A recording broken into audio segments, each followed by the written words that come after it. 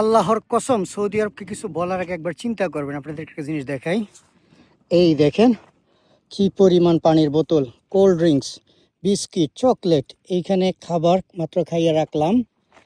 ওই যে রোড সাইনটা দেখা যায়, এইখানে চলে গেছিল এক ভাই। ওইখান থেকে গাড়িটা ঘুরে এদিক দিয়ে আইসা কথা বইলা তারপরে মনে করেন আপনার এই পানির বোতল, কোল্ড ড্রিঙ্কস, চকলেট ইত্যাদি দিয়ে গেছে। ওই যে খাবার দেখতেছেন, এই খাবার দিয়ে গেছে হচ্ছে এক বাবা এক মেয়ে। ওই পথ দিয়ে আমি আসছি, কতটা দূর, প্রায় 1-2 কিলোমিটার আমার পিছনে পিছনে আইসা এই খাবারগুলি দিয়ে তারপরে চলে গেছে।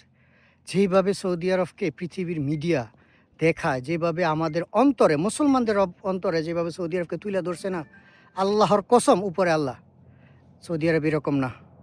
এবং সৌদি আরবের মানে রাষ্ট্রনেতাদেরকে যেভাবে মিডিয়ার মাধ্যমে আমার আপনার অন্তরে অমুসলিম খারাপ হিসেবে তুলে ধরছে, আল্লাহর কসম, সত্যতা না যাচাই করে যদি তারপরে তাদেরকে জাজ করেন, হাসরের মধ্যে আপনাকে আল্লাহর বিচারের সম্মুখীন হইতে হবে। আমার মতো ভ্রমণ করেন, তাহলে সৌদি আরবকে জানতে পারবেন।